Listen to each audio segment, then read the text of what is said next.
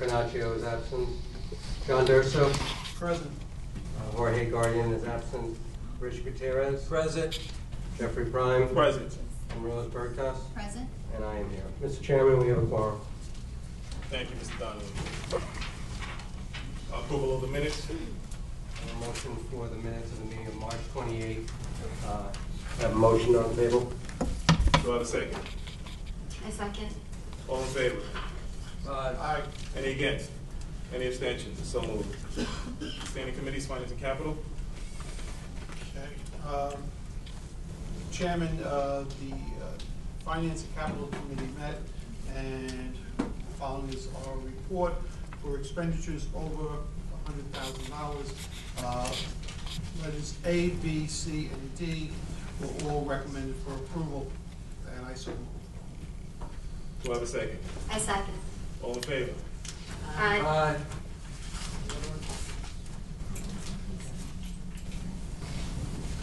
Any against? Any abstentions? So moved.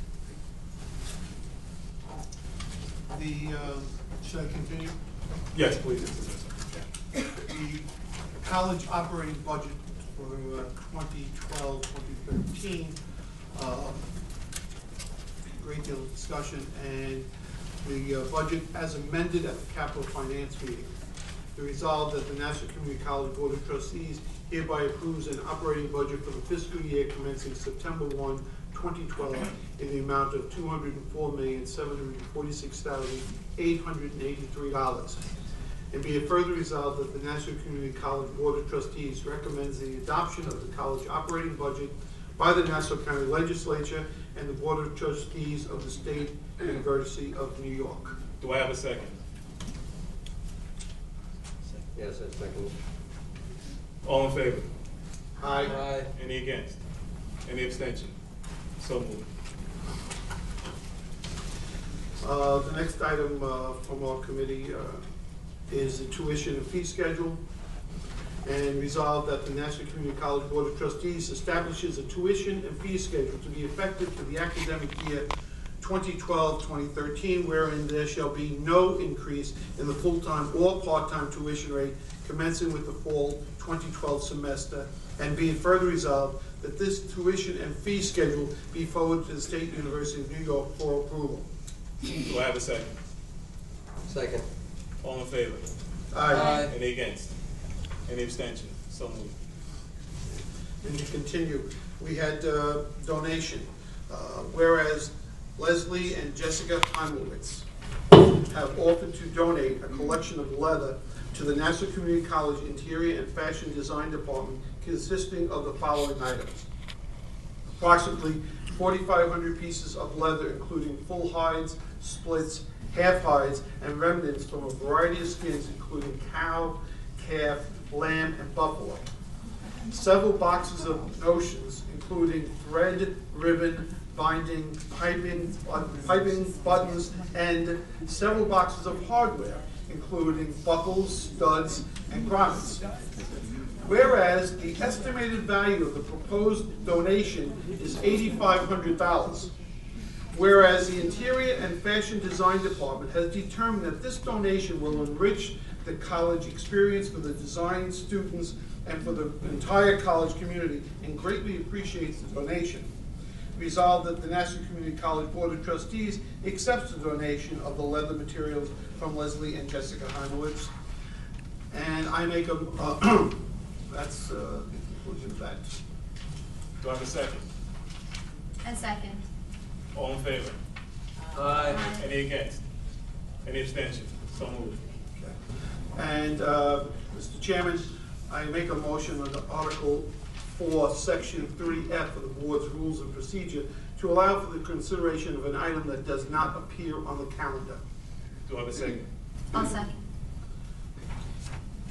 All in favor? Aye. Aye. Okay.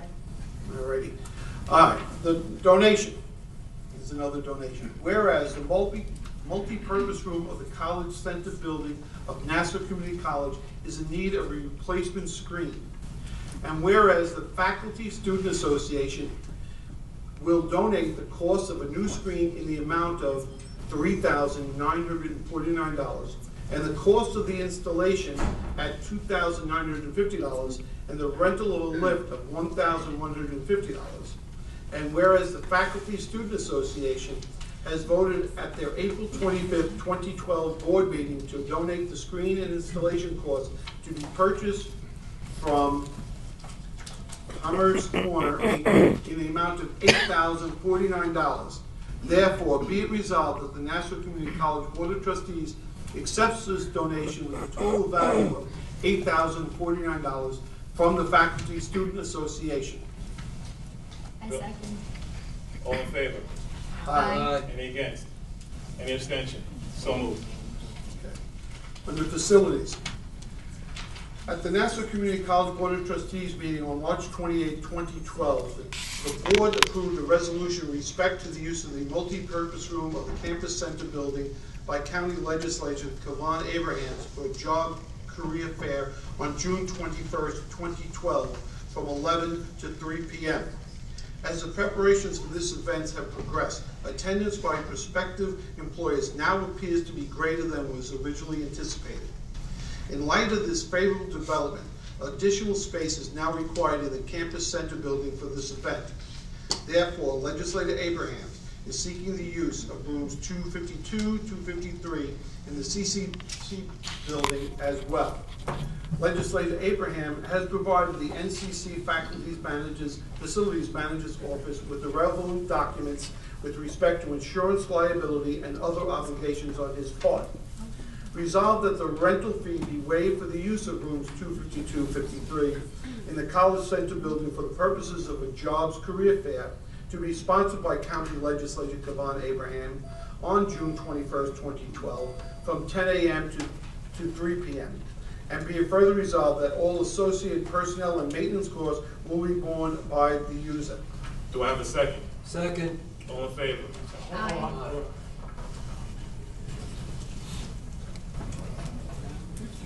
Oh, okay, thank you. Okay, just so that we're clear, it had earlier been approved, rooms 251 and 252.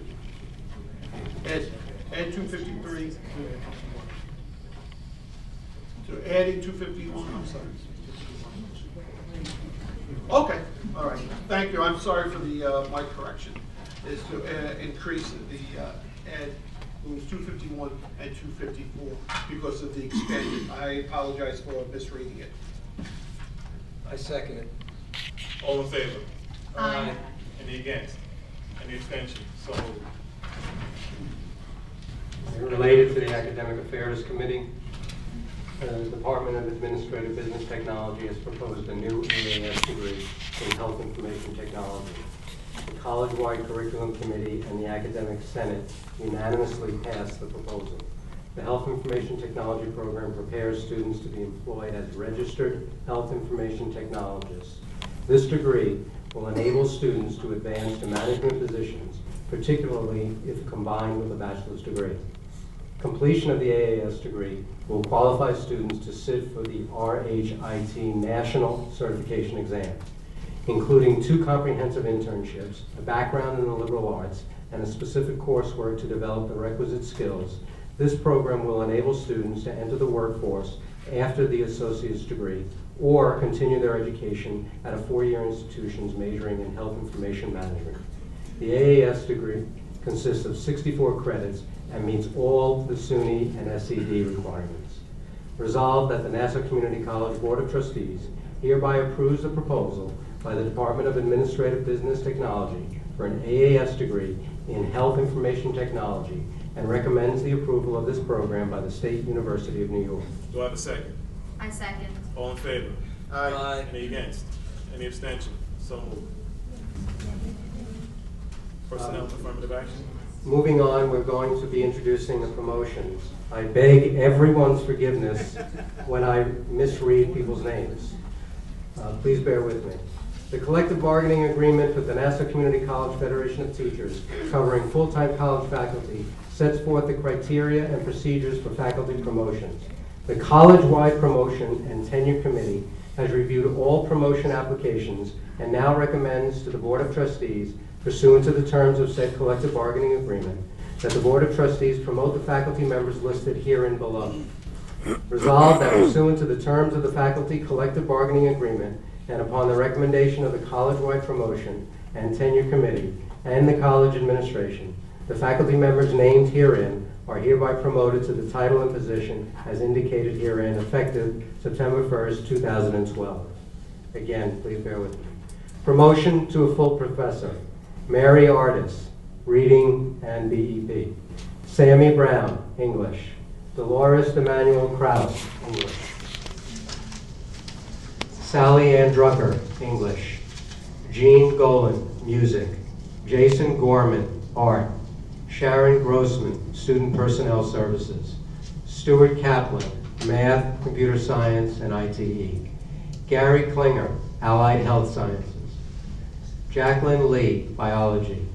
Neela Saxena, English. Farron Simonov, History. Ronald Chernick, Math, Computer Science, and ITE. Donna Sparberg, Student Personnel Services. And last, Catherine Weinstein, Biology.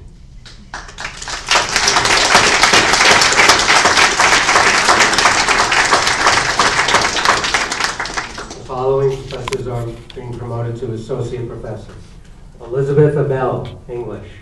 Jeffrey Cohen, Communications. Lori Dolitsky, Math, Computer Science, and ITE. Thomas Emerson IV, Art. Kathy Fagan, English. Thomas Field, Hospitality Business. Patricia Allen Halcrow, Sociology.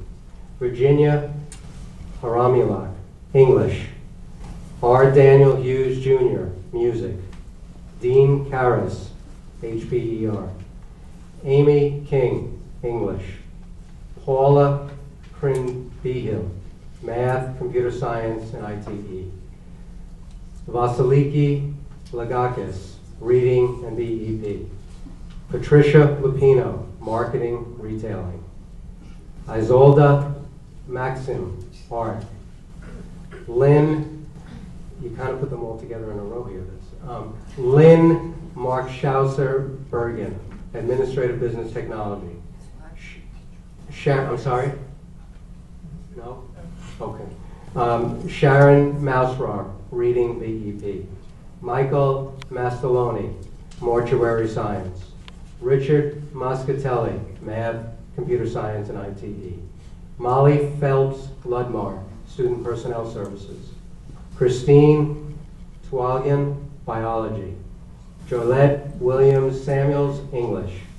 Timothy Wood, English. And last, William Zatolskis, Student Personnel Services.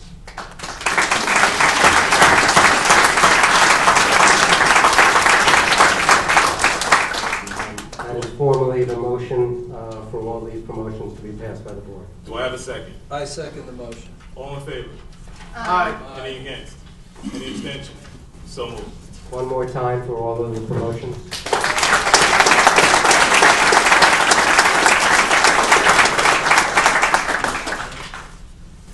I'm going to introduce the Administrator Emeritus.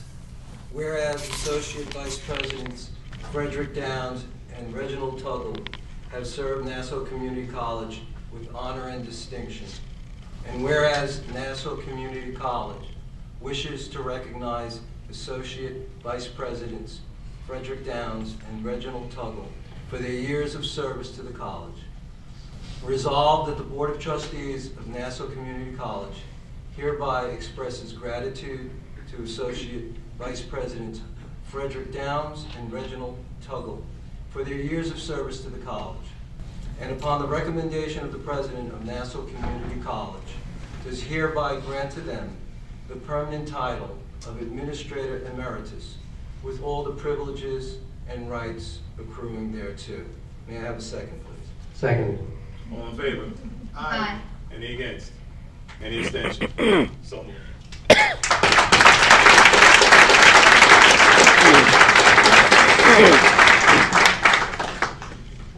I now have the pleasure of introducing this category as well.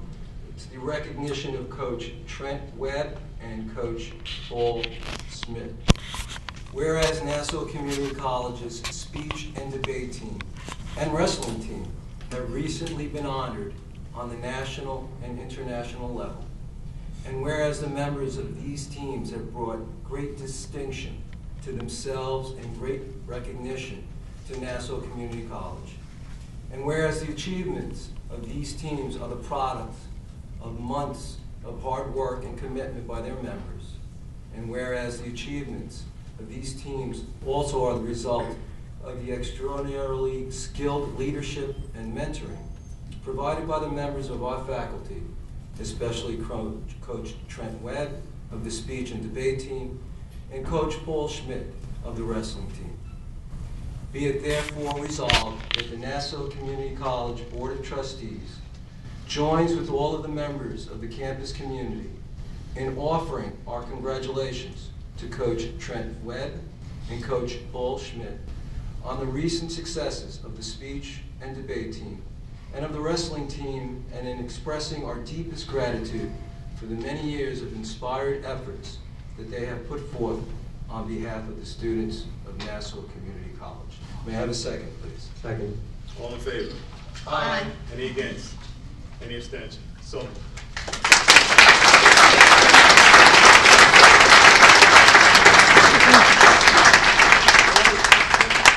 Coaches, Webb and Schmidt.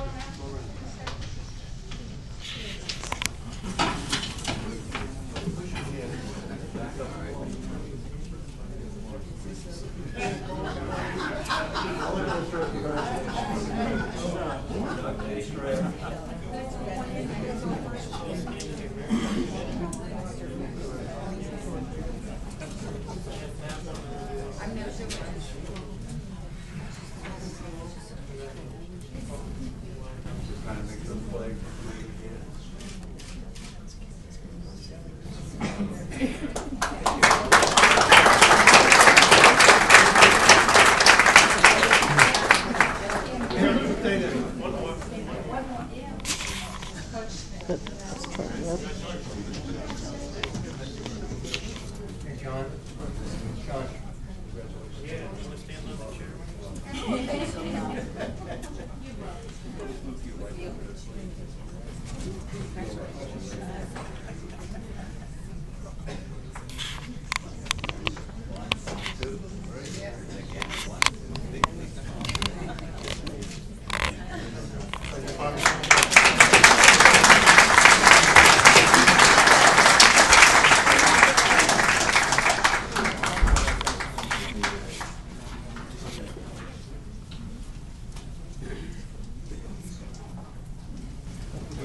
We have one more recognition that we'd like to read. This is in recognition of James Cole. Whereas on April 13, 2012, New York City detective James Cole participated in the rescue of 3 workers who were dangling more than 150 feet above a street in Manhattan after the scaffold they were standing on while inspecting the facade of a building suddenly slipped. And whereas as part of the team rescue effort, Detective Cole rappelled down the side of the building and then assisted one of the workers by fastening the worker's safety harness to his own when it appeared that the worker was about to lose his grip on the scaffold, thereby allowing both of them to be pulled to safety through a nearby window by the New York City firefighters. And whereas, by participating in this rescue effort, Detective Cole, along with the other members of the rescue team, exhibited physical strength, highly trained skills, and selfless moral courage. And whereas the efforts of Detective Cole and the other members of the rescue team not only saved lives that were literally hanging in the balance, but also uplifted our spirits. And whereas Detective Cole is a valued member of the NCC family through his teaching as an adjunct professor in NCC's History, Political Science, and Geography department, and through his involvement in campus events such as Constitution Day. And whereas Detective Cole has, through his extraordinary heroism and common decency, made all the members of the NCC family proud to know him and to share our association with NCC. And whereas Detective Cole's mild-mannered description of his actions in modest, just doing my job terms belies the fact that in the eyes of the rest of their actions, were like leaping tall buildings in a single bound. Be it resolved that the Nassau Community College Board of Trustees, all of us, had the pleasure of meeting him and listening to him at one of our Constitution Day events, and his act of heroism. I remember reading the article and how he talked about his training, taking over and then doing what they were trained to do. Certainly got him through. It's just an astounding effort, and we wish him the best and have our resolution there for him. Two quick announcements. One will be to remind the board and everyone of the college's graduation on May 23rd, 2012 at 7 p.m. at the Nassau County Coliseum. And we welcome everyone's participation in that event. And I want to congratulate our students and Rose as an example for your accomplishments, and look forward to that evening. Second thing I want to hand out to each board member is a new college fact book. The work of the faculty and staff in the Office of Institutional Research, led by Frank Billings in Institutional Effectiveness. It's a new fact book for the college. We will look to disseminate this information first electronically, probably tomorrow or Wednesday, across the college campus, but wanted the board to have the first copy. And there's just a tremendous amount of information in there, and I think it'll allow the college community to be on the same page with a lot of our current data. Okay, finally,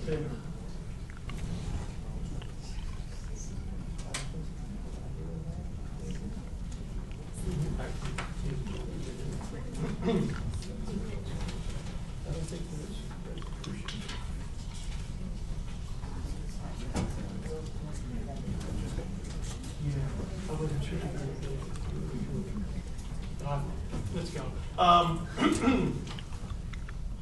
I guess we'll do this one right now then. Rose, on behalf of the college's administration, the members of the Board of Trustees, we have a recognition to you. The Board of Trustees and the President of Nassau Community College are pleased to award this recognition of outstanding service to Rose Burkas for her contributions to the board during her tenure. We gratefully assign our signatures on this 30th day of April 2012. So Rose, we thank you for your year of service, all you brought to the college, and your role as a student trustee. So we thank you and congratulations.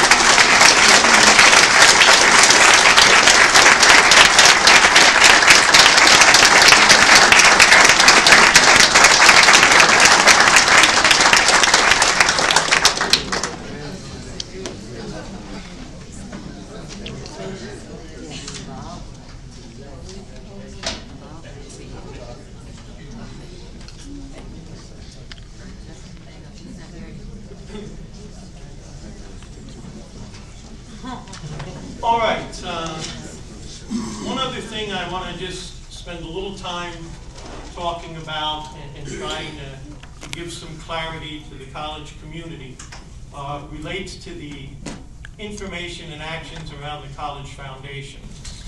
And in talking with the executive director and new chair of the foundation, I have their approval to share some of this information. Now, part of what I'm going to read will be foundation minutes from the years 2003 through 2008. Literally, I'm going to read 6 years of minutes from the foundation. And don't be alarmed, it's probably not going to take more than 10 minutes. Nassau Community College Foundation minutes, September 19, 2003. At the golf outing on September 19, 2003, Mr. Ed Hansen, Dr. Sean Finelli, Mr. Joe Buckeye, and I, this is written by Dan Kean, had a discussion relating to the income of the golf event and the procrastination relative to continuing the annual activity. Review would be made concerning club arrangements, pricing, and food service. All indications are that Middle Bay Country Club is the best location for the dollars. Mr. Buckheit strongly feels that a $300 fee is the maximum amount that we should charge that will ensure participation. Respectfully submitted, Dan Keon, Executive Officer. That is the entire year's minutes that we can find for foundation activity in 2003. Nassau Community College Foundation, July 2004, minutes. Due to scheduling requirements, votes for the proposed budget as conducted by mail, the members of the Board of Directors of the Nassau Community College Foundation received a full detailed package relating to the proposed budget for fiscal year 05. Written responses have been received from 7 directors voting in the affirmative for the proposed 2005 budget. Accordingly, the budget was adopted with an effective date of September 1, 2004. Respectfully submitted, Dan Keon. That is the minutes that are available for 2004. 2005. We have two such meetings. I'll just read one. A meeting was held on May 13, 2005. Mr. Joe Buckheit, Dr. Robert Costello, Mr. Daniel Keon, and Mr. Mike McGinty. A discussion took place with Mr. McGinty relative to assuming a role as the treasurer of Nassau Community College's Foundation Board. There were numerous questions, including the availability of indemnification. Mr. McGinty was assured that the Board of Directors are indemnified at a cost to the Foundation, not the individual members. Mr. McGinty's name will be presented to the Board at the next meeting to serve as treasurer. Respectfully submitted, Dan Keon, May 13, 2005. August 10, 2005, minutes, Community College Foundation, Nassau Community College Foundation. On July 12, 2005, a request to the directors for a meeting on August 10th of 2005 failed to meet the quorum requirement. The members of the Board of Directors of Nassau Community College Foundation received a full detailed package relative to the proposed fiscal year 06 budget. Simultaneously, the position of treasurer was submitted to the directors for their approval. Written responses have been received from 9 directors voting in the affirmative for the proposed 2006 budget and treasurer position. Accordingly, the budget was adopted, and serving in the position of treasurer is Mr. Michael McGinty, effective September 1, 2005.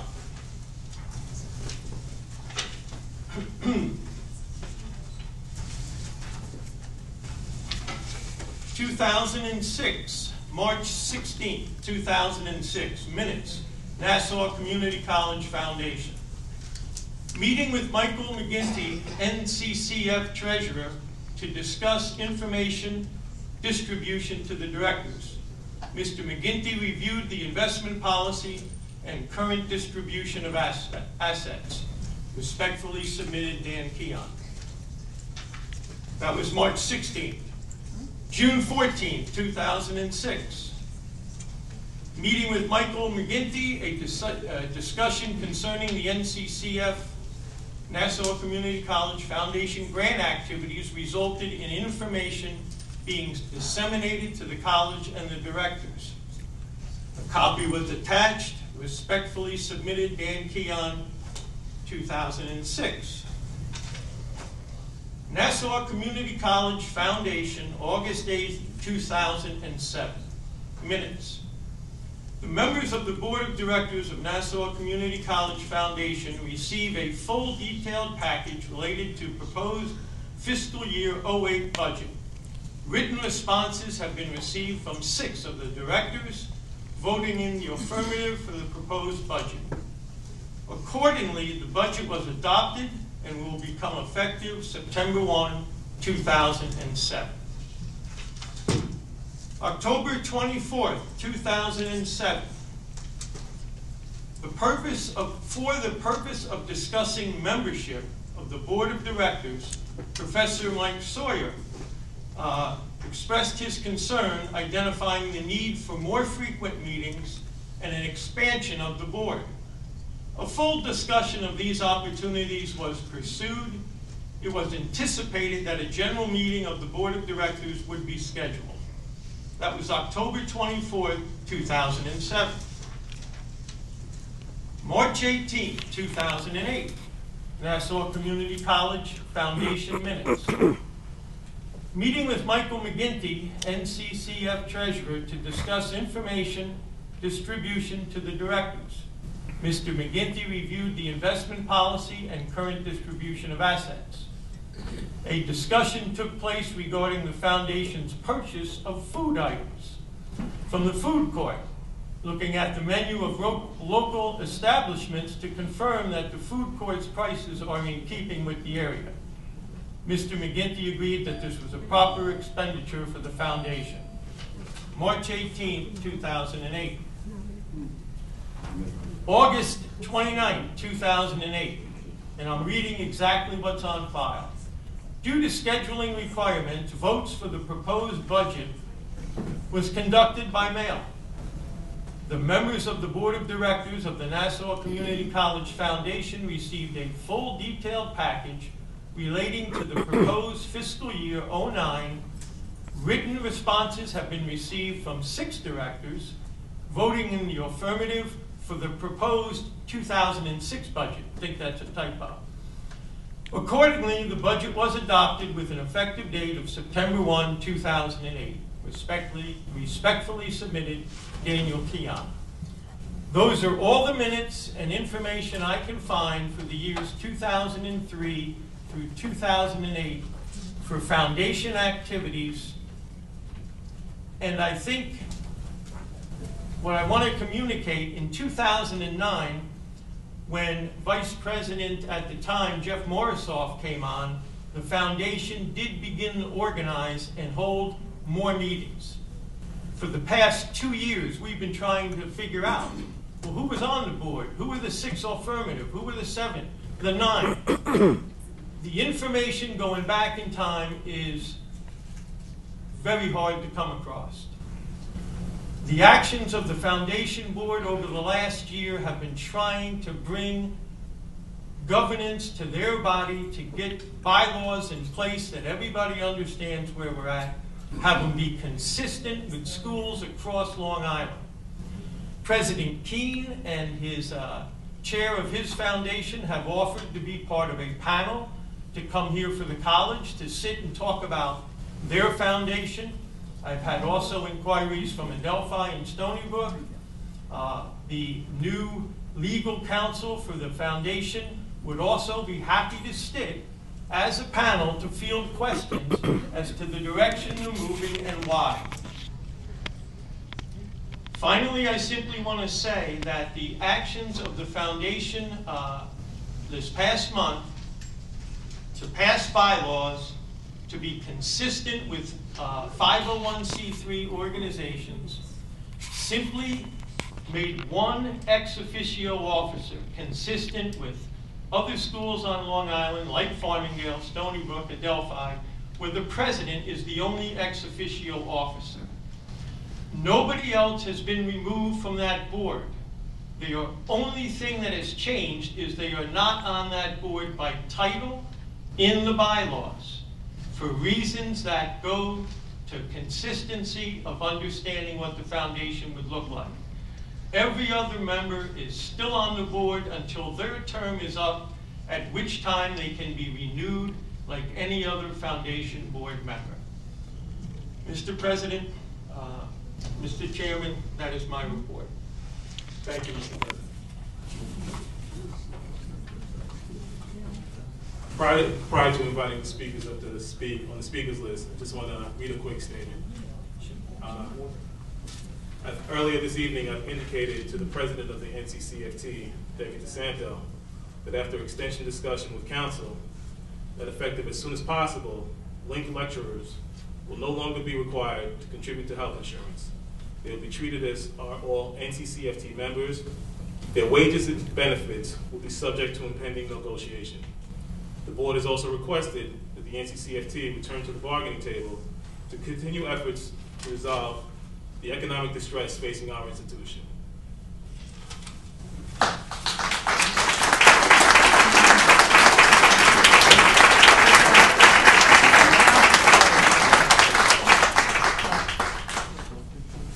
Mary Woodruff. They're going to still negotiate.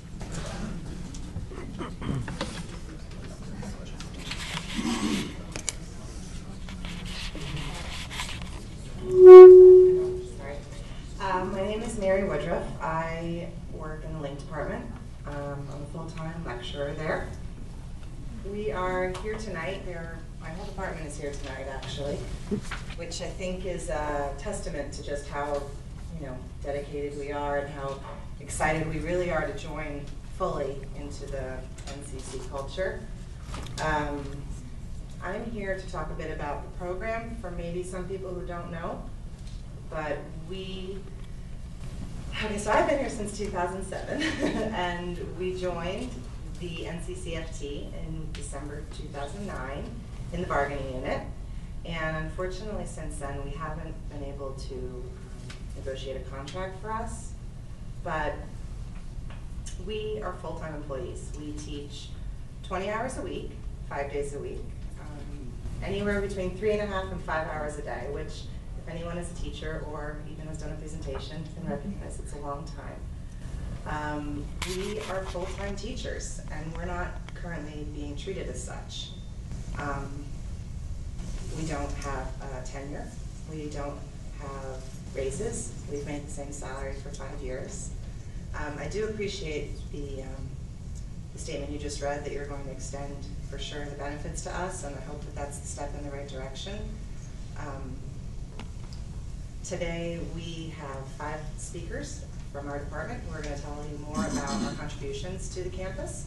And also tonight we have 5 student speakers who are all graduates from Link and who have continued into the NCC campus. They're great examples of the type of student that we sort of funnel into the NCC campus. And yeah, I'm thanking you in advance for listening to what they have said, and also thanking the NCCFT for their efforts to help us incorporate seamlessly into the campus. All right, thank you. I apologize for not having mentioned it before. I asked that all comments be limited to 3 minutes. Mary, though, obviously you weren't a problem, but going forward. Also, at Mary Woodruff's request, I'm going to go a little bit out of order and ask that the students speak. So I will now ask that Orlin Moreno.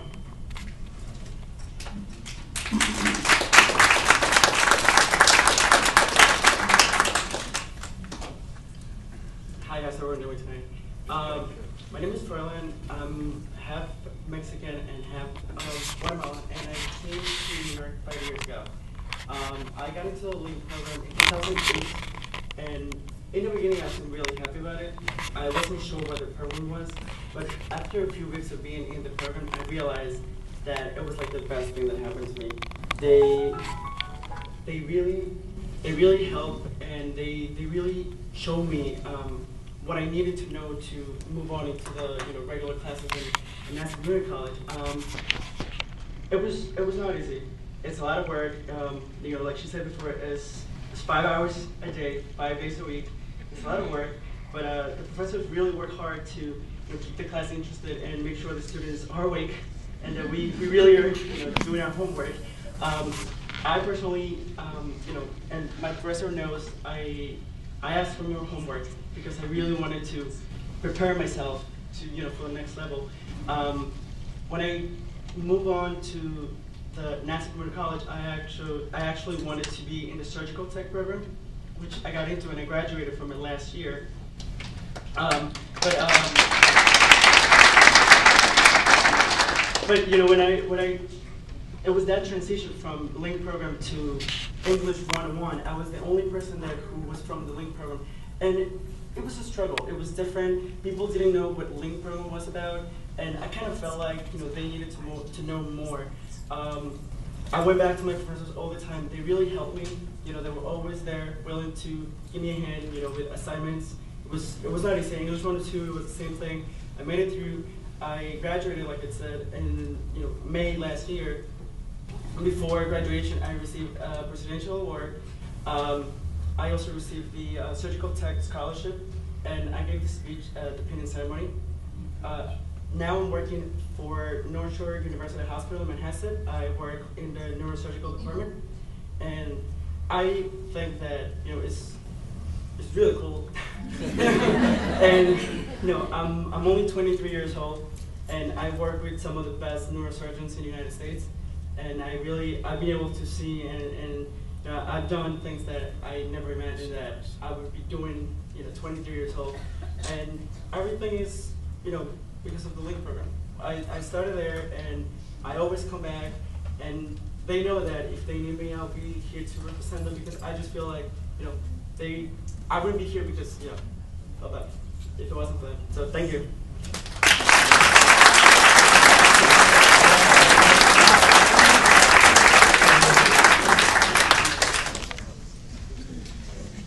Pizza de Diaz?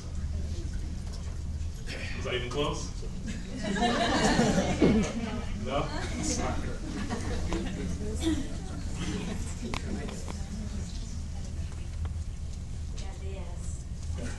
Close. I know everybody get it wrong. Well, I'm here to stand up for the Link program. I came to this country in 2008, and my dad was looking for what would be the best college for me to attend and continue my career. He found Nassau Community College, and he did not think twice to enroll my sister and I. I took classes in the language immersion program for a semester, and that is an experience I will never forget.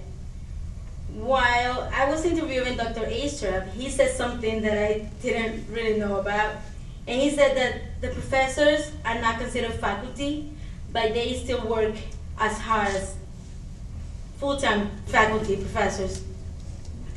I have seen how hard they work, and international students, believe me, we really give a lot of trouble, especially myself. And when we're facing the transition from our country to this new country, it's not easy, and those professors are the ones who have to deal with us. The program not only helped me to adapt, but also to get involved in activities on campus. And not to mention the help in writing and reading English that they gave me. I heard that some professors are being promoted and getting raises, but I never heard about these professors in the Link program getting raised or being promoted. And what is worse, they are not considered faculty. I know you said that it's in the process, and I have to mention that. But how long has the program been here, and until now you're trying to consider them faculty, really faculty members? They are the ones who prepare us, the international students, and other kids that are born in this country for the actual full-time professors.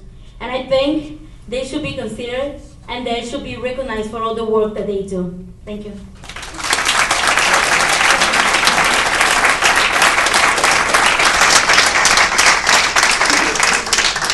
I want to make a quick comment for the record. What I emphasized in our meeting was that for many years the Link instructors were ungraded positions within the college, and through numerous HERB actions, reviews, they were awarded and recognized to be part of the NCC FT, that the negotiations are underway, and that that makes them faculty. But I was emphasizing early on that The way they came in were through an ungraded position, and that's the way it was for many years before I even arrived at the college. Ida Koglu. Edna had another activity. She's hosting the Turkish-American Friendship Dinner, so she won't be able to speak tonight, but she wanted everybody to know that they're welcome to the CCD room 252.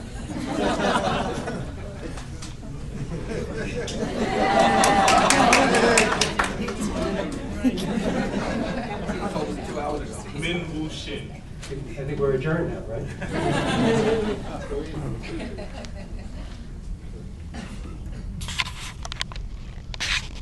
Good evening. My name is Rani Shin. Min Woo Shin, but my name is Rani. So my name is Rani Shin, and I'm a student on the main campus. However, I attended the LINK program last semester. I was truly astonished when I found out that LINK professors do not have the same opportunities and are not paid as well as all of the professors on campus. LINK professors are great, professional, and enthusiastic. They deserve more.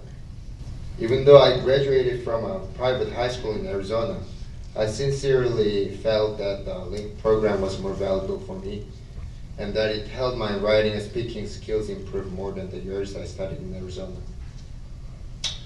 Firstly was because the LINK professors are so passionate. Since all the professors in the LINK program allocate 20 hours a week of their time to their classes, they could see what my weaknesses were in English better than the teachers I had in high school.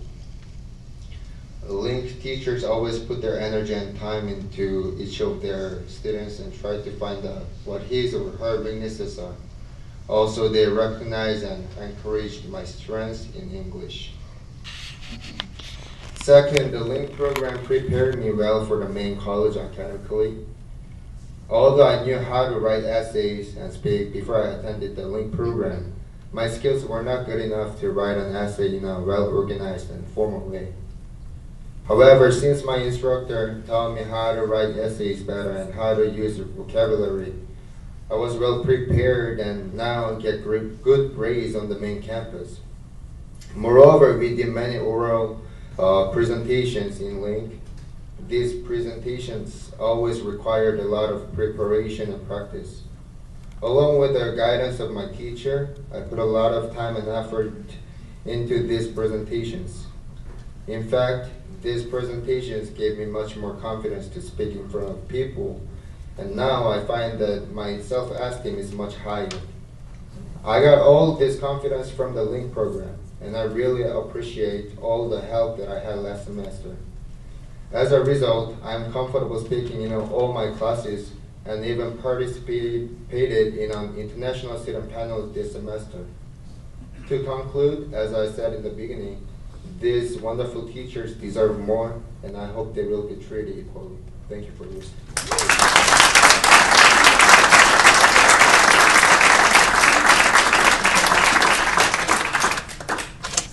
Henri Chaliz. Good evening.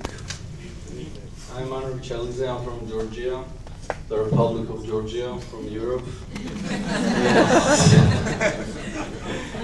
So, okay.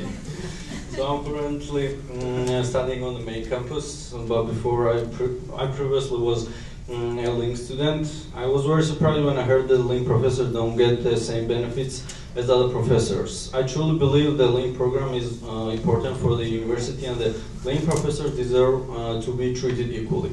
Personally, the LINK program helped me a lot to improve my language and writing in English. When I first arrived in Nassau, I already knew some English. As far as I can remember, I was always learning English back in Georgia. In high school, sometimes I had private tutors too. However, the time that I spent in the LINK program was much more helpful for me to improve my English than all the years I studied in my native country. For example, all my life I had problem writing essays. I even hated writing. I felt the same way at the beginning of the LINK, but after the help of my professor and her well-explained lessons, I made a big improvement in my writing. Nowadays, when I write essays, I never have the same feeling of hate anymore. I think it is really good for foreigners to start learning English in programs such as LINK. We come from different countries and each of us has little fears and complexes about this new country and new environment. In this program we feel comfortable expressing ourselves because we are all in the same boat. As a result, the program helps us learn English in a good atmosphere. The professors are extremely attentive. They help everybody a lot to adapt to their new surroundings. You have to remember that LINK professors are with their students each and every day. They need to prepare lessons and mark papers every day, teach all 4 language skills, and always make comments on our written work. They also correct our speech, they bring interesting articles and show interesting videos. Yet they do all this in an upbeat way. So they never waste time. They have a passion for teaching, which makes us want to learn. They are true experts and professionals. They also are very skilled in treating international students. They are patient and personally care about the students. They also gave us good advice about how to prepare for the main campus academically and socially, and this really helped me. Being in a LINK program was a life-changing experience, especially for me, and I wouldn't be the same student as I am today without help of my teacher and all the LINK program. Thank you very much.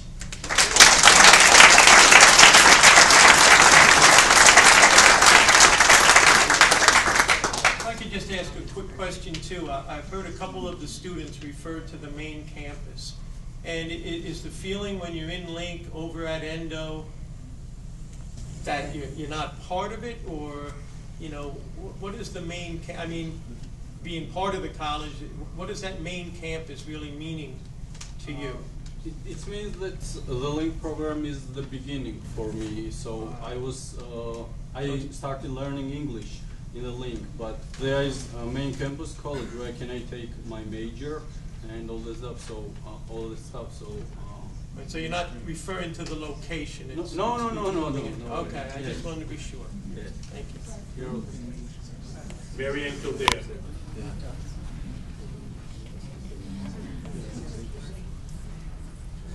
Good evening. Good evening. My name is Marianne Kildare, and I've been a lecturer in the LINK department since it began in 2007.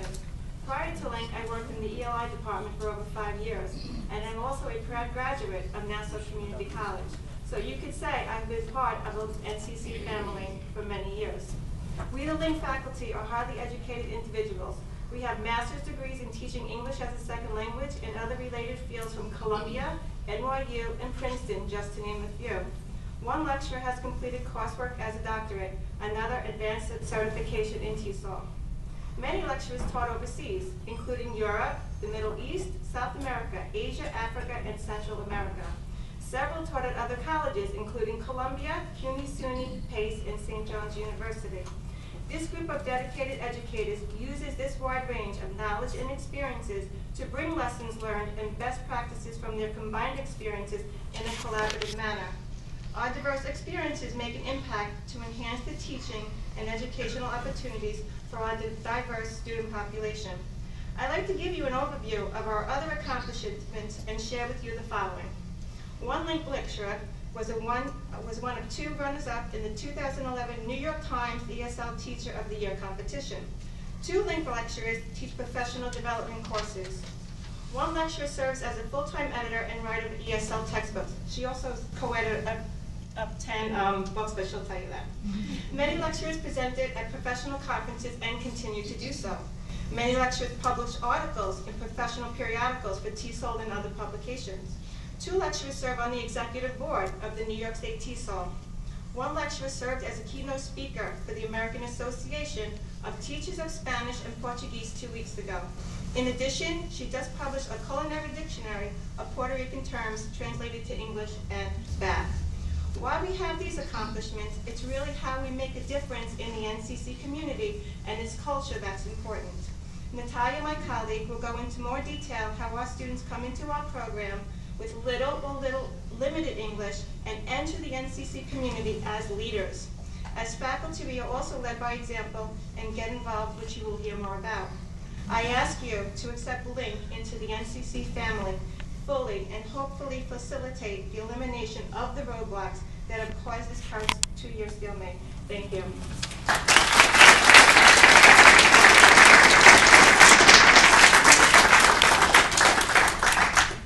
Natalia De Cuba.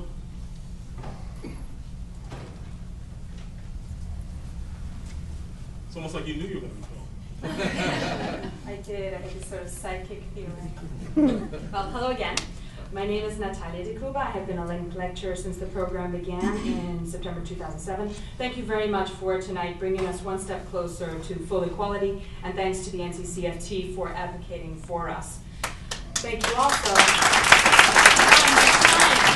Thank you also for the opportunity to share the many ways in which Link lecturers serve this college and help further its mission, and at the same time serve SUNY's global initiatives.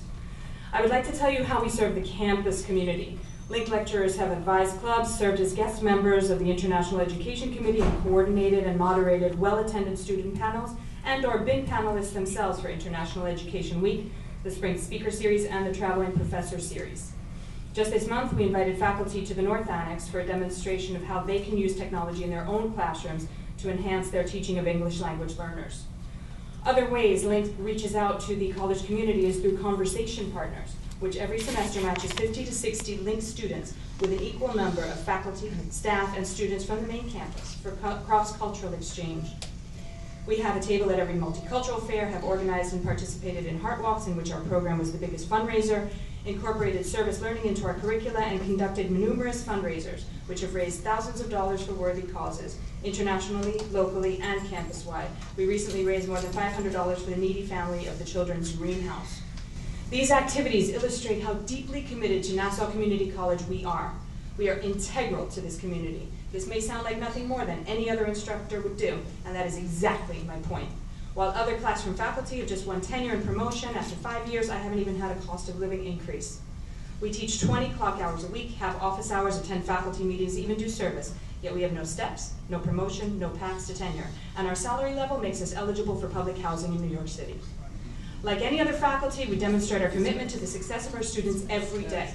We believe strongly in the value of our program. One of SUNY's missions of Six Big Ideas is SUNY in the world, to cultivate New York's competitiveness around the globe and become a beacon for talent worldwide. Link does that by attracting and retaining international and immigrant students. We teach them how to succeed in American college. We take them to lectures, the Writing Center, fairs. We introduce them to campus life. We show them how to make it.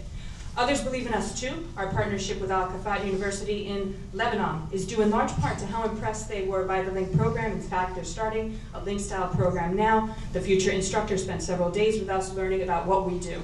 Education, okay, let me skip. Link lecturers are and want to continue to be part of the continued globalization and expansion of Nassau Community College. We are a critical element of attracting and retaining international and immigrant students and helping the wider community understand them. We've been working hard for this college, and we look forward to the day when we are fully recognized for our efforts and achieve the total equality we merit. Thank you very much.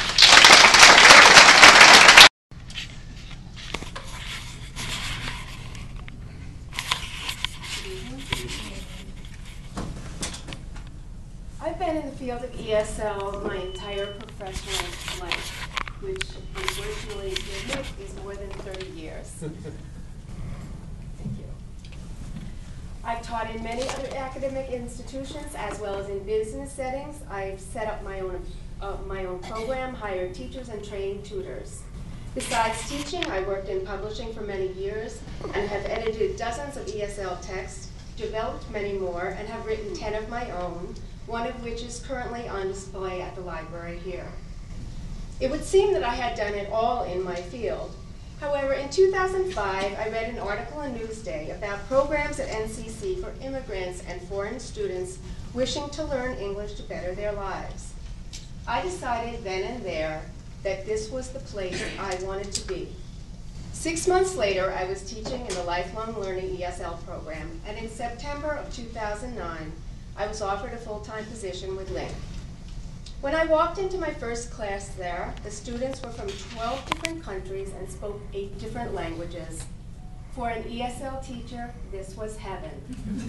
I'd like to say that all was blissful from that point on, but the reality of teaching 300 hours a semester soon set in. My editing and writing skills seemed to come in handy more than my teaching skills, since the bulk of the materials in this program is teacher prepared and changes with the semester. Preparing approximately 14 to 16 hours of materials a week, plus grading papers, turned out to be an enormous amount of work. But don't get me wrong, I still love this program. I work with a group of incredibly dedicated and creative colleagues, and I feel very fortunate for this. And I'm committed to my students, and I know that I am making a difference in their lives. But the college does not seem to have the same commitment to me.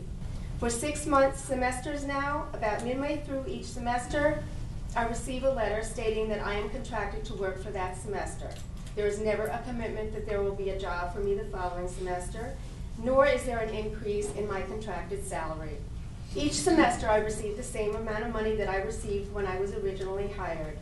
And many of my colleagues have been here even longer, with no increase in pay.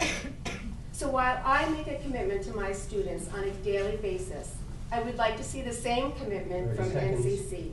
I feel that the college should make this commitment to us as professionals, and a commitment to our students, a commitment that we are all valued for the work we do and for the program that we offer to our students.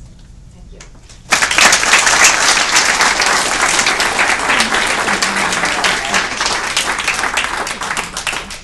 Barbara Batra.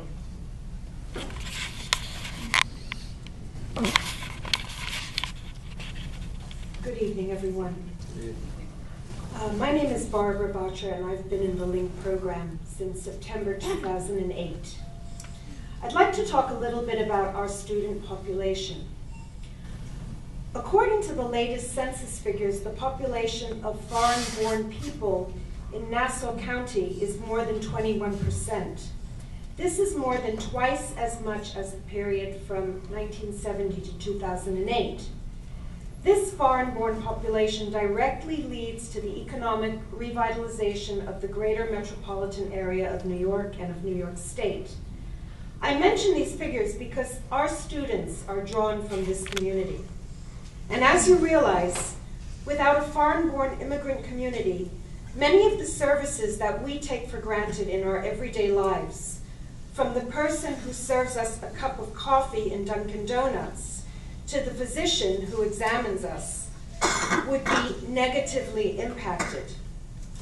We in the LINK program do our small part to facilitate this building of a multicultural society.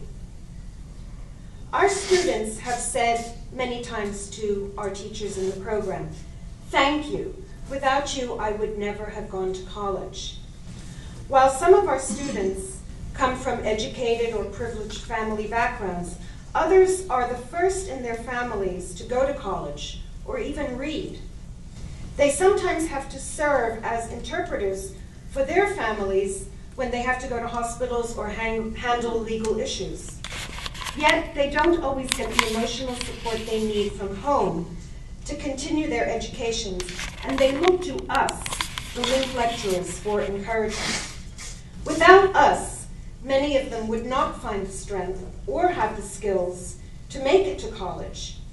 In addition, for many, the LINK classes are the first time they meet, interact with, learn from, and make friends with people from other cultures very different from their own.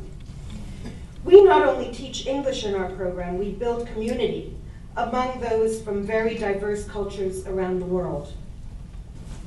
I'd like to quote briefly from a prize-winning essay, one of 3 LINK student essays that won at the Multicultural Fair Essay Contest. 30 seconds. This is written by a young Korean student. "I went to the ESL program to improve my English skills because I couldn't speak well at all. So I even couldn't know how to get a Metro card, and I couldn't explain where I want to go. At that time, I started to learn English at school in Nassau Community College. The more I learned about the new languages with my classmates from other countries, the more comfortable I felt about different cultures. Many of our students have reported to their teachers how learning English has empowered them to get jobs to help finance their lives. Did you borrow from anyone? Finish your last part. Okay. Their lives in education here, and then be able to dream larger dreams of working in professions such as engineering, the medical field, business, IT, and others. I just want to mention that one of our students won a $10,000 scholarship to Columbia University. He told me it will be more next year, and he is already the representative of international students at the General Student Council there. Thank you.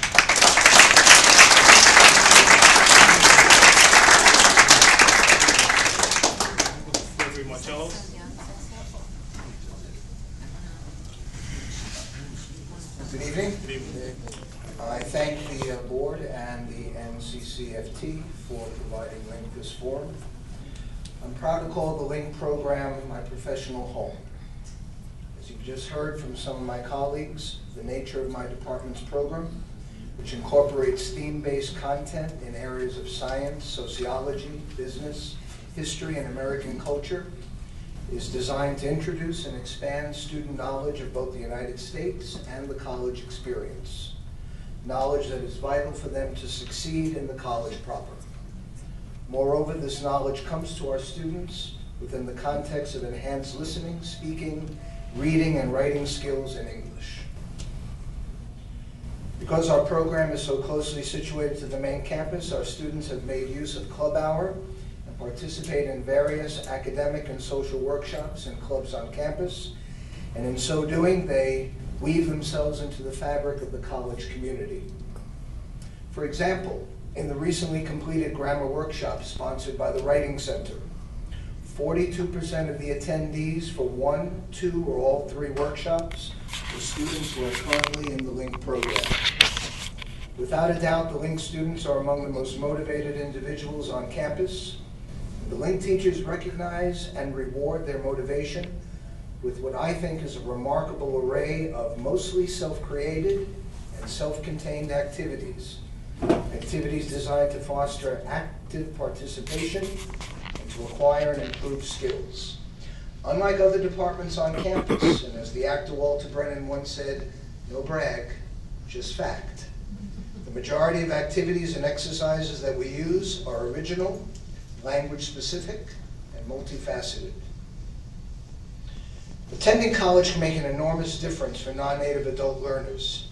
As with the rest of the metropolitan area, indeed this country, the number of foreigners seeking roles in the future of the United States are continually on the rise.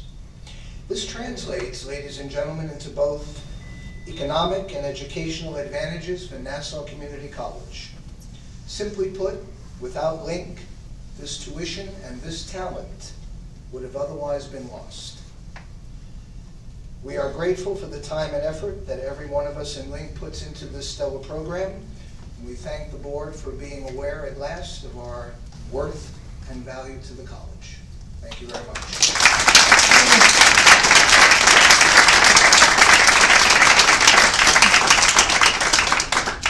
Kimberly Reiser.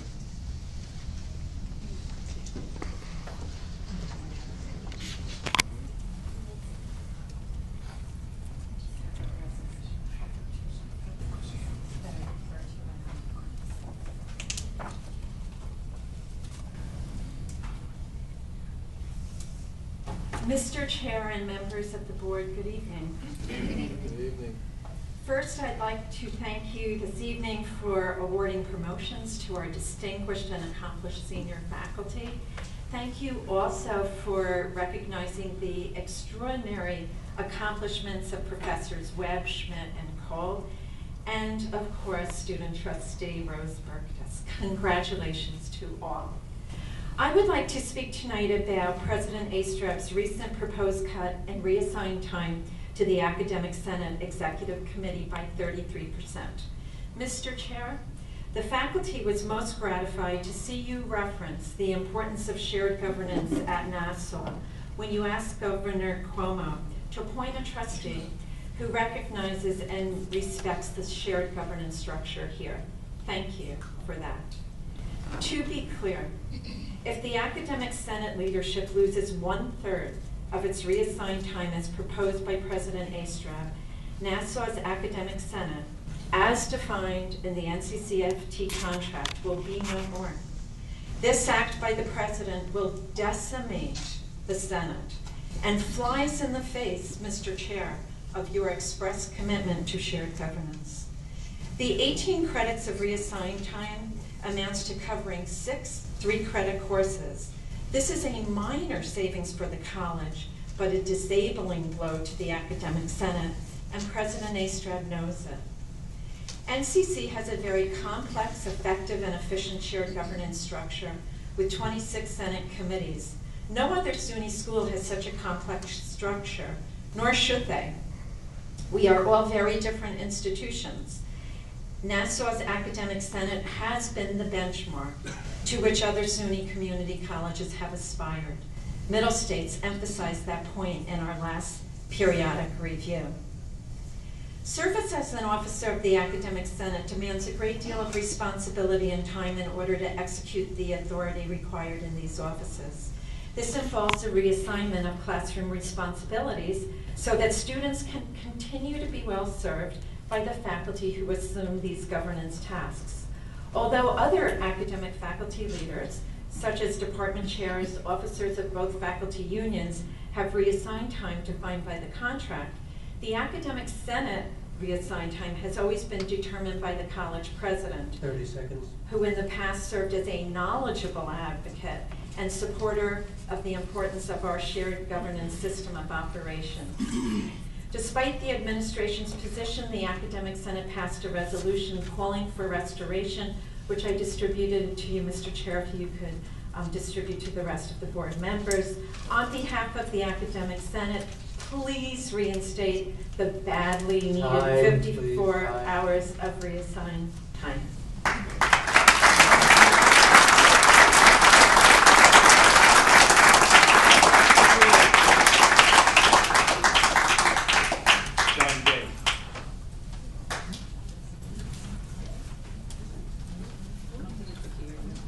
Oh, I'm sorry, John Day.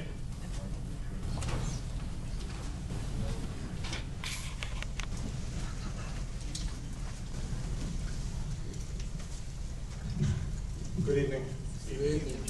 My name is John Day, Professor of Library. I'm speaking in support of the Academic Senate resolution to restore the full 54 hours of reassigned time for Senate officers and Curriculum Committee Chair. During my career here, I have served on several Senate committees, including service as subcommittee and committee chair. The work accomplished during these years has included organizing college-wide conferences, conducting research and surveys for Senate reports, faculty presentations, and technology planning. This work has made a positive contribution to the college. The Academic Senate plays a crucial and indispensable role in the operation of this college, equal in importance to the role of the administration. From my perspective as a member of Senate committees, I have an understanding and respect for the work of the Senate Executive Committee.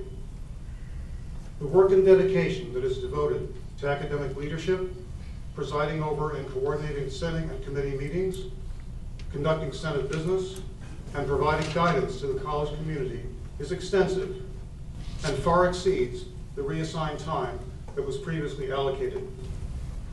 A reduction of 33% in this reassigned time will have a negative impact on shared governance, which is a factor in the Middle States evaluation process. I urge the restoration of the full 54 hours of reassigned time for Senate officers. They deserve nothing less. Thank you.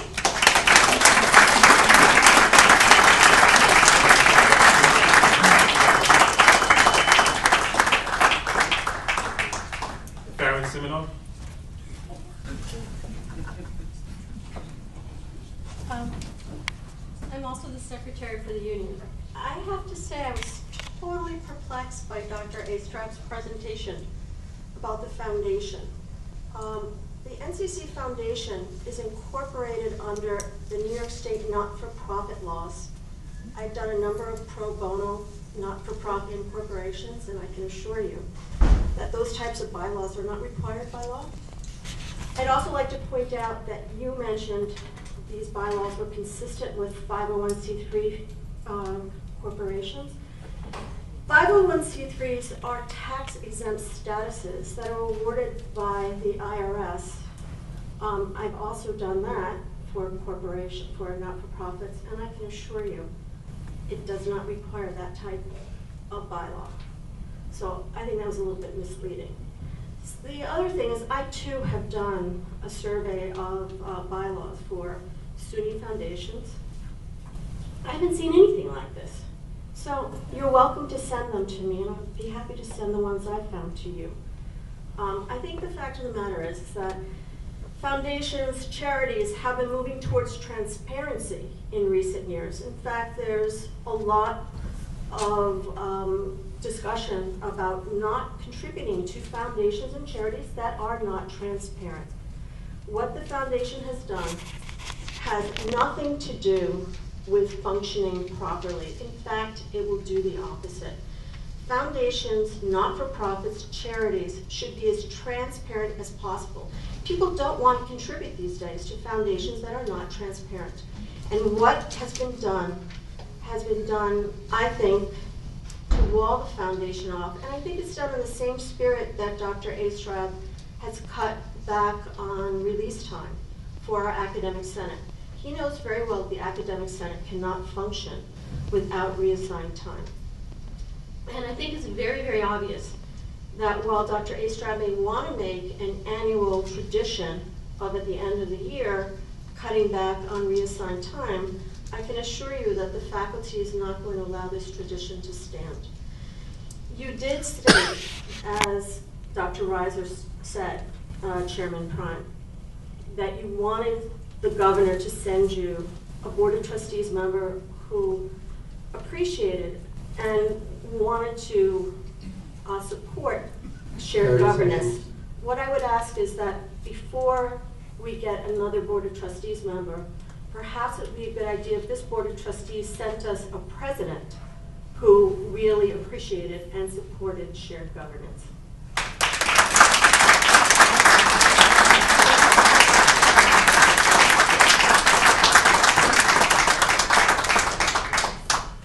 Steve Richmond.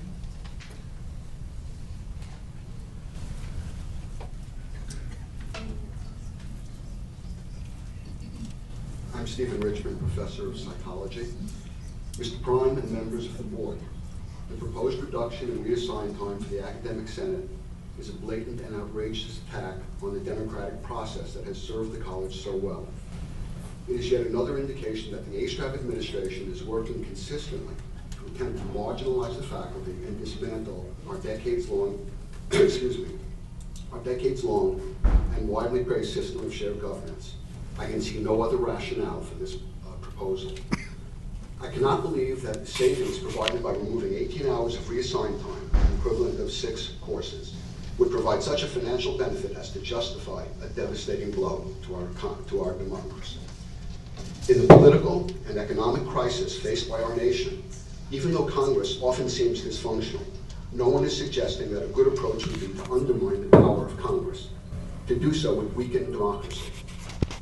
Our academic senate is our democratic process. It is not dysfunctional. It has served as a model of best practices. Mr. Prime, in your letter to Governor Cuomo regarding the resignation of Trustee Singh, you requested that the governor's choice for replacement should, among other qualifications, quote, recognize and respect the shared governance structure, unquote. Sir, if you and the other members of the Board of Trustees truly value shared governance, our democracy, you will not allow the proposed reduction in reassigned time. Thank you.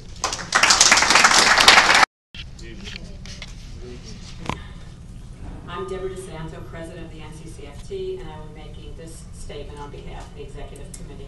At a time when the administration speaks of an ongoing dire economic situation here at Nassau, as President of the NCCFT, I must address the BOT regarding the administration's misguided expenditure.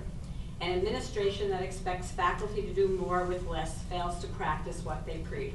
A glaring example is that on April 11th, despite numerous in-house attorneys who received significant raises, or shall I say adjustments, the college hired outside legal counsel for a straightforward contractual grievance. This grievance certainly could have been handled by one of the many in-house attorneys at a cost savings measure.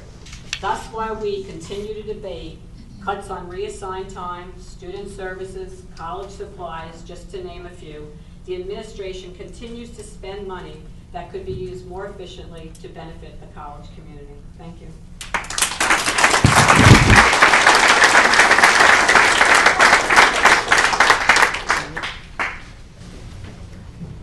Ralph Nazareth. Good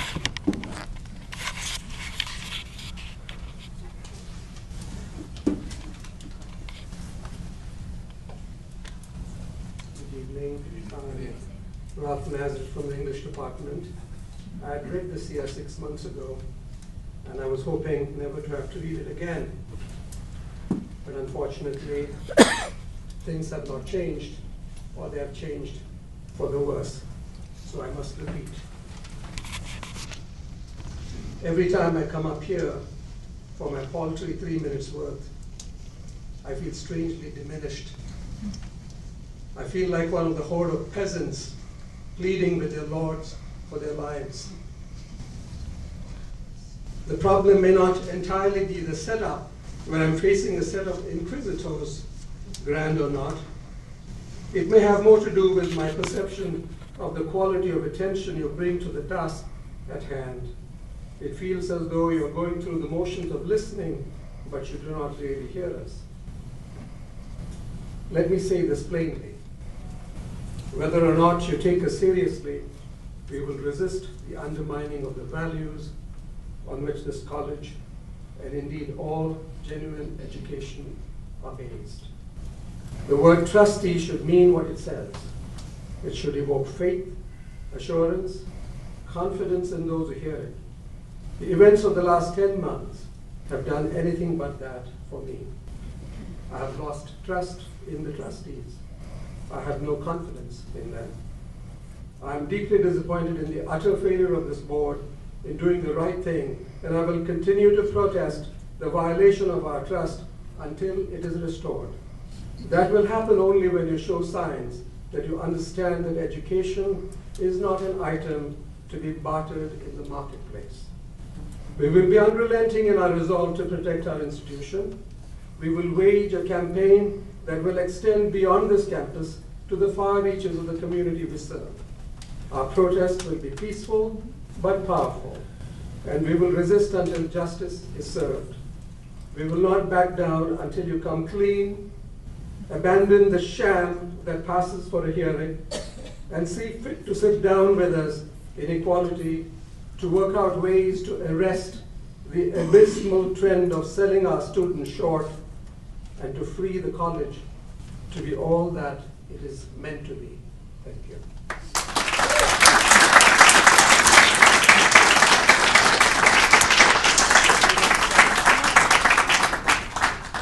Michael Morano.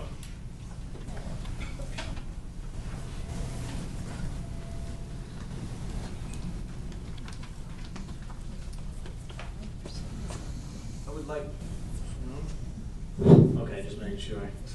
I'd like to start by thanking you once again for the opportunity to speak here tonight. My name is Michael Murata, and I'm a student at Nassau Community College. I spoke here last month and attempted to address my concerns with the current atmosphere at the university I've come to care about. I'd like to believe that my remarks landed with the gravity I had hoped they had carried. I would like to believe that the students have been the galvanizing fact in all decision-making after myself and other students spoke passionately last month in this very room. The situations I addressed last month are still prevalent tonight. No professors have been hired to replace the professors that did not have their contract renewed, or the professors that retired and were not replaced. How can a university function without professors? That would seem an obvious need in order to educate. They arm us with the intellectual conflict that our future has entailed for us. They mobilize the troops for the battle against ignorance. They expose us to authors from Bashow to Yeats to Henry David Thoreau, V.I. Lenin, or John Locke. They are here to explain the atom or a planet. They are here to explain the Normans' invasion or the fall of the Soviet Union. They're here to explain hedge funds on Wall Street or microloans in districts of India. They're here to let us form our own opinion on the Arab Spring or the ongoing conflicts in the Middle East. They're here to move us to be better people. They're here to empower us to take our rightful place as the leaders and thinkers of the future. Through the halls of this building, through the cluster, through the East Campus and the West Campus, walk doctors who may cure cancer, lawyers who may argue in the Supreme Court, the next CEO of Google or Apple, or perhaps the next partner of Goldman Sachs or the head of the SEC, hopefully not in the same class. They will do all that and more if you help us. But you are tying our hands. You are crippling our resolve. You are destroying our dreams. We will not have the professors that push us. We will miss our distance learning classes. We will not be able to attend office hours for extra help. We will not be able to review a paper in the writing center and will not be able to do just one more problem in the math lab. Our professors can make this happen. They can change our future and propel us to great heights. Please let us learn. Please let us set our sights on grandeur. Please do not fail us. Thank you.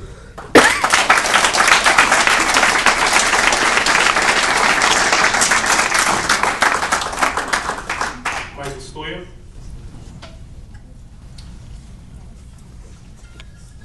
Thank you, Mr. Brown. President Astrap has made certain inferences about the history of the foundation in his report to you. I'd be happy to give you my interpretation, especially since Dan Keon is no longer alive to discuss his minutes. But time does not permit it here, so I'll go to my prepared statement. Several speakers have already quoted Mr. Prime in his letter to Governor Cuomo, so I won't repeat it here. I just want to add that I welcome the statement of Mr. Prime, for indeed I believe that all of us in this room consider it vital that all of our trustees recognize, not just the new trustees, that they recognize and respect the shared governance structure of our college. Indeed, the Middle States Commission of Higher Education has always praised our shared governance structure, and we have been considered a model of shared governance that other colleges have strived to eliminate. Yet I'm sorry to say that our shared governance structure has been whittled away by actions and inactions of the current administration and the Board of Trustees. It began last year with Dr. Astrap's application of the presidential veto to curricular items, weakening the faculty's ability to set standards for their courses and programs. Although these vetoes were legally applied and later lifted, all of these problems could have been avoided if we had originally worked with our shared governance structure, which allows for thorough discussion at all levels prior to academic-centered action, avoiding the need for any veto. The attempt to diminish shared governance continued with the administrative attack on faculty communication, which included the suspension of all NCC email for no logical reason. And now it continues with the elimination of elected faculty representation on the NCC Foundation, an action which seems to have the support of President Astrap, Mr. Prime, and other trustees who act as voting directors of the foundation. As Dr. Reiser has mentioned, the latest attack on shared governance is the reduction of reassigned time to the academic senate officers and the chair of the curriculum committee, making it much more difficult for us to effectively perform our duties vital to the governance structure. At your last meeting, I noted how much time has passed since the 2 votes of no confidence in President Astrap. Well, another month has passed. It is now over 10 months since the Senate's resolution and over 7 months since the entire faculty voted to support the Senate in its vote of no confidence and also voted to urge you, the College Board of Trustees, to take all necessary actions to restore confidence in the presidency of Nassau Community College. How much longer will you wait to reach out to our governance leaders so that you can get to the heart of the matter? While you seem to take a first step by asking for the president's reaction to statements made at the last meeting, this is only a first baby step. You must follow this up with a thorough investigation to learn the real truth. 3 minutes is not enough time for any of us to share our information with you.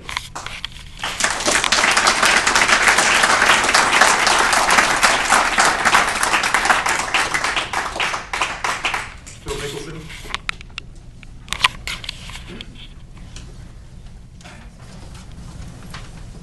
President Astrap, Mr. Prime, members of the Board of Trustees, good evening. Good evening. Before I start, I want to add that Jimmy Cole, James Cole, my colleague and friend, was also in on that Hudson River airliner downing disaster salvation, and no one was lost in that as well. And this summer, with my recommendation and others, he's going to Stanford University to participate in a seminar on the United States, the history of the United States Constitution. So we're proud of him in many, many other ways. This doesn't detract from the congratulations due to others. Now, can I, my 3 minutes is really, I know, I'll go fast. It's short. My sermonette tonight is from Paul's first epistle to the Corinthians, sometimes referred to as a letter to the Corinthians. But it's actually an early email, as it quickly went viral, helped to start a new religion, Christianity. This statement of Paul's is also, my statement, is an expression of appreciation for Dr. Reginald Tuggle, who's been relieved of reading all NCC epistles and is now honorably retired. Paul said, "For now we see through a glass darkly, but then face to face. Now I know in part, but then shall I know, even as also I am known." Most trustees see Nassau Community College as through a glassed-in view, darkened or restricted by a very few others, by self-interested lawyers and a beleaguered college president. Other than Trustee Adams, few trustees have actually seen NCC through their own eyes, heard its voices with their own ears, and so in keeping with the advice of the Apostle Paul, I invite the trustees to get to know better the institution they're entrusted to protect. Come to a college event. In March, there was a wonderful St. Patrick's Day festival, music, dance, food. Come to a play put on by our remarkable theater department. Visit our fine arts gallery and see the work of students and faculty on the walls and in the cases of the finest art department on Long Island. Go to a sporting event. We have championship teams that attract students from as far away as the Bronx. Get to know some faculty. I know it's another country. Attend a traveling professor lecture. We have real poets here, genuine scientists, composers of fine music, authors of important books. Talk to students. Walk the halls. You won't fail to be impressed with the seriousness of this place. When you know it as it really is, you will want to join with those who have made our lives and careers here. You will want to help us to continue to advance its honorable mission, one that was built on mutual respect, shared decision-making, and democratic principles. There are no problems we won't be able to solve together if we can begin to move in the same direction, toward the light, away from the darkness of secrecy, censorship, and dishonesty that enshrouds us now. Thank you.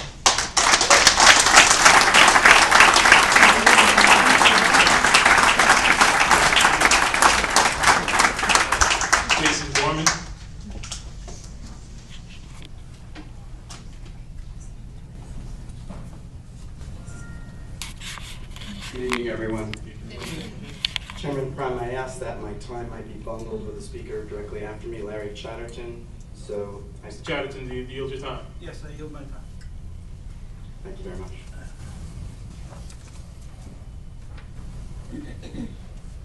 I would like to make the Board of Trustees aware of revenue losses over the last 2 years totaling close to $26 million. In a moment, I will identify some of the causes behind this tremendous loss. At the last board meeting, I presented the Board of Trustees with information on an unprecedented large shift in enrollment from full-time to part-time students. I would like to focus for a moment on the fall 2011 semester. Vice President of Academic Student Services, Maria Canzati, said at the November 10th, 2011 Student Enrollment Management Committee meeting the following. There was an 8,600 credit shift of heads from full-time to part-time in 2011, which is huge. There is a myriad of reasons for this. Should we look into this? Absolutely. One big factor is with the change of the national health care law, one doesn't have to be a full-time student to receive health care. However, the biggest reason is that there have been too many closed classes, leaving interested students no options. This is a significant problem in which students want to be full-time, but can't. I would like to commend Vice President Canzati for her transparency. However, I need to point out that the New York State Education Department data for Southern New York two-year SUNY colleges shows that this shift occurred starting fall 2010. The changes in healthcare reform provision that allow part-time students to be covered under their parents' policies generally took effect on January 1st, 2011. What does this huge shift in enrollment from full-time to part-time students mean in terms of dollars? In the NCC Environmental Scan 2011, distributed by the Office of Institutional Effectiveness and Strategic Planning, it is stated reference to fall 2001 on page 31. Full-time credits declined by 16,919, 7.4%, while part-time credits increased by 8,447, or 5.9%. What does such a credit shift such as this mean? It means that approximately 1,200 students did not get full-time schedules of around 4 classes or more, and instead only took about 2 classes. How much money are we talking about for just this one semester? About $4.5 million. I have included my calculations in a packet I'll give to you in a moment. What are some of the reasons that this occurred? Primarily it is class cuts. Although we had been optimizing class counts for years and running the optimal of classes already, starting in the fall of 2010 semester, the administration cut the number of sections for 3 consecutive semesters. These were mostly core curriculum courses. By spring 2012, we were down by 775 classes, cumulatively over academic year 2009 and 2010 numbers. This averages about 5% of our classes every semester for 2 years straight. Other reasons included administrative policy changes such as progressively later registration dates, progressively earlier registration end dates, stricter application acceptance requirements, less advisement services, and stricter payment schedules. While healthcare laws changes may have contributed to the shift of students from full-time to part-time, I would also like to note that in the spring 2012 semester, some of those cut classes were added back, and the shift was reduced proportionately. This is further evidence that the shift is primarily due to a reduction in the number of classes offered. Add to this the unrealized gains of enrollment growth, and you begin to get a clearer picture of the problem. Nassau Community College experienced a successive number of enrollment increases in total headcount in the last few years. In fall of 2010, we had an enrollment increase of almost 5%, and this was during the time of the first significant class cuts. We have lost out on revenues of nearly $26 million. Even with the most expensive adjuncts teaching these courses, the net gain would be about $21 million. Although less, even with full-time faculty teaching the classes, we would still be significantly ahead financially from where we are today. I have included all my calculations in the packet that I'll give you. I would like to ask the Board of Trustees to immediately look into this situation. I would like to meet with the Board of Trustees at their earliest convenience to go over these findings in detail. I have also included the name of a reputable financial advisor from Grant Thornton who can assist the board in assuring a successful financial model for the future. Please keep in mind, every day we lose thousands of dollars from lower student enrollment in classes, and we are currently in an active registration period. In closing, I would like to tell you that my findings are because of my role on the Academic Senate Student Enrollment Management Committee meeting. And I believe this underscores the importance of Academic Senate and its shared governance structures. Finally, I have a very important question for President Astrab.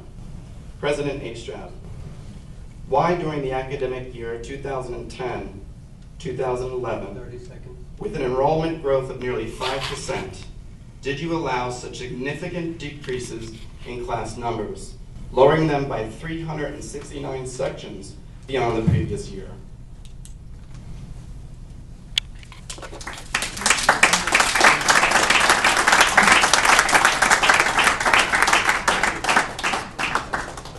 David Stearns.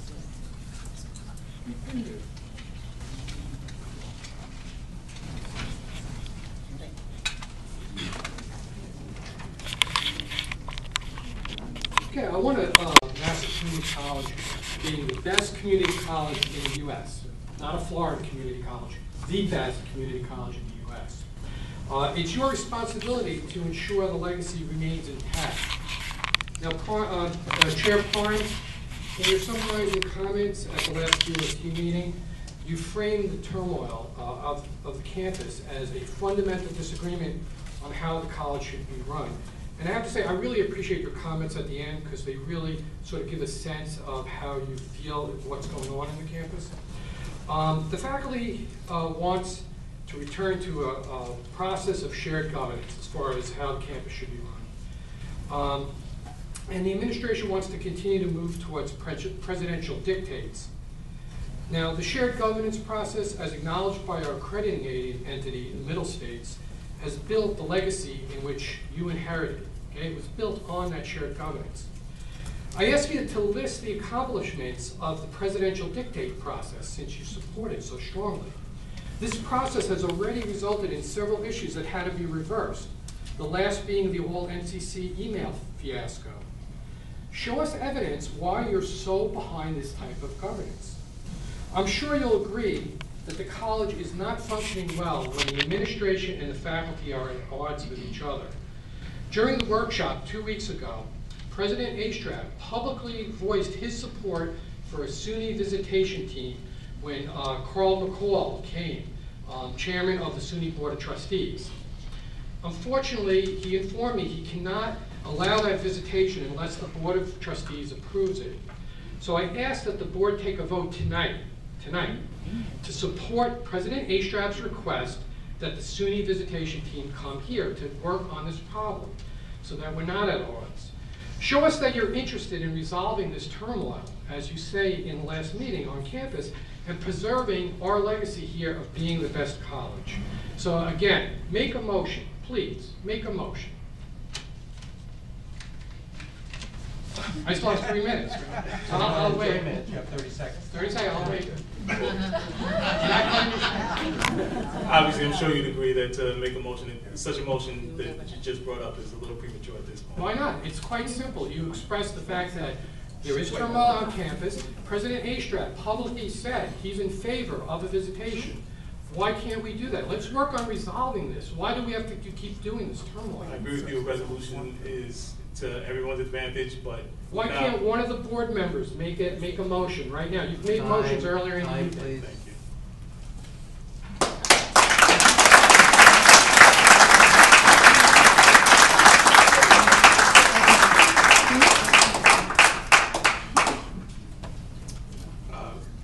Recently promoted Associate Professor Christine Toyan.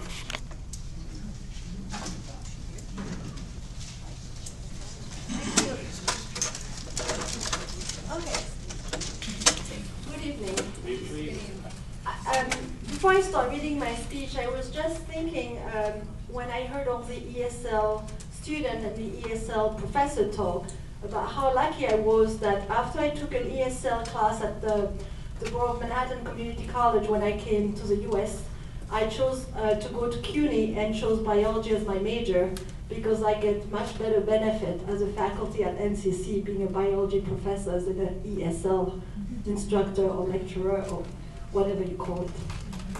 So anyway, I wanted to talk to you about why we are all here.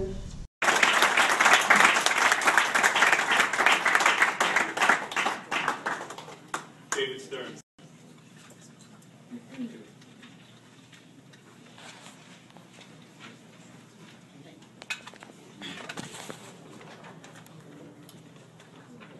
Okay, I want to first thank all the board members for taking time out of their busy schedules to serve the college. When you were appointed as a trustee, you inherited a legacy of Nassau Community College being the best community college in the U.S., not a Florida community college. To be headed under Dr. Astrap, should I say, leadership. So I want to tell you tonight the story of two of my students who were well served by NCC. One was a 17-year-old young man who took my non-major biology class before he was able to graduate from high school. He was homeschooled and he needed a lab science class in order to get his homeschool high school diploma. NCC served the need of this student by providing him with the education he needed. Ferdinand, at that time, had no clue what he was interested in, And by the way, a lot of the students we have, 18 years old, 19 years old, they come to NCC, they have no clue what they want to study. So he was like many of our students. 2 years later, he took my Bio 102 class, and it was his last semester before he graduated from NCC with his associate degree. At that time, he told me that NCC got him interested in science, and he was interested in particular in biology. I recommended him that he takes a biology class for bio major before deciding on his next educational journey. He recently emailed me to let me know that he's currently enrolled at Queen's College in a bachelor in bio, and he's doing very well. NCC helped him start his education journey. Small classes, individual attention help this young adult find his path. Another story I want to tell you is the story of an older student of mine who returned to NCC to change her career. Natalie had a master's in comparative literature, had taught for a few years in private school, and then stayed home to raise her 2 children. Now she was ready to move on to a different path in her career. She came to NCC as an evening student to take her prerequisite courses to be accepted in nursing school. She took my human physiology course. She will be graduating this semester from Stony Brook Bachelor in Nursing program. Thank you. I guess you don't want to hear more about student success. Good evening. I'm Professor Sheldon Comp from the Department of Psychology. I've been teaching here, this is my 44th year. I'm not going to stand here and ask you to please understand what you're doing or what the effect of what you're doing has on this college. I'm not that foolish, because I believe you know exactly what you're doing. And our standing here and asking you to recognize that is an exercise in futility. I also don't think that you are really foolish enough yourselves to believe that we buy your feeble explanations for your behavior. This is war. You can name all the things that we've talked about. The loss of the email in 2 situations, the attempt to expose the college to possible lawsuits by telling criminal justice students that even though they're illiterate, they'll probably be able to get a job in the criminal justice field. Certainly, jumping ahead to the cutting of release hour time, and that day, when that was announced, that'll live in infamy. And now, as a perfect example of what I'm talking about, when someone makes a perfectly reasonable suggestion, that is, you should take a vote on exactly what you claim to support, oh no, it would be inappropriate now. Well, I recognize this as war. You know, when something looks like a duck, and it sounds like a duck, and it stinks like a duck, it's a duck. And when something looks like a war, and sounds like a war, and you know the next line and the next line. Thank you.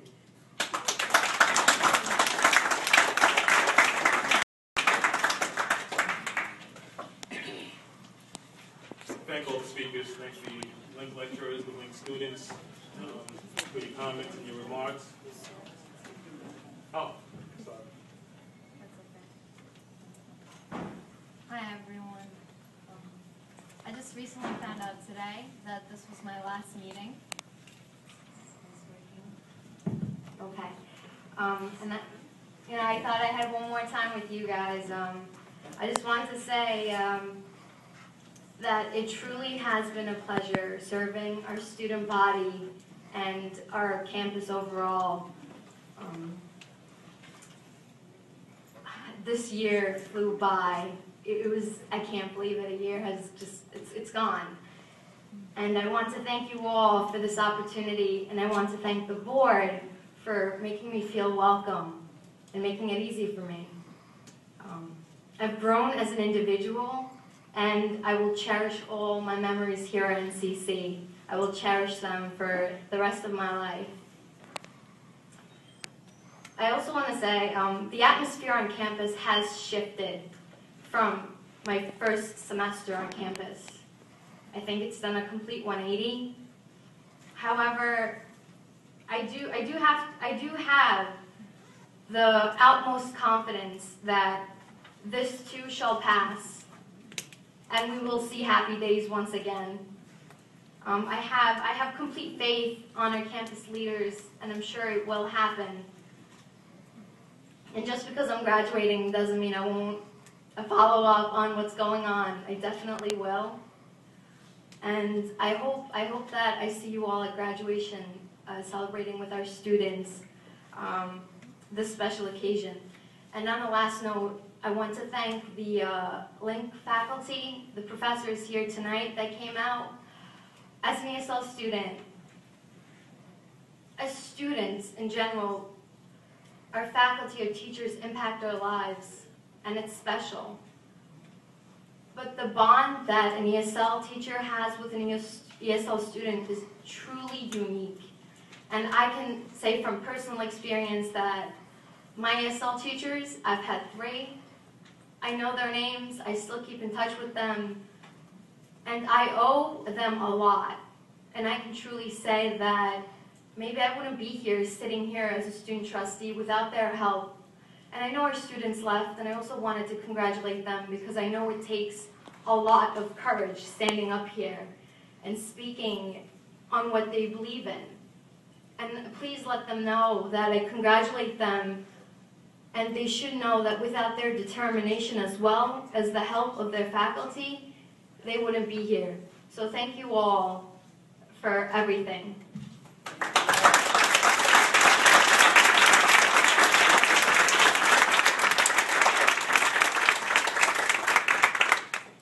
Thank you, soon-to-be former trustee Burgess. Do definitely appreciate your words. Do appreciate your service on the board. You definitely said that. I know everybody in this room can see the smile that you bring to all of our faces. Thank you. Can't say it any better than that. I want to echo Trustee Burgess's words and once again thank everybody.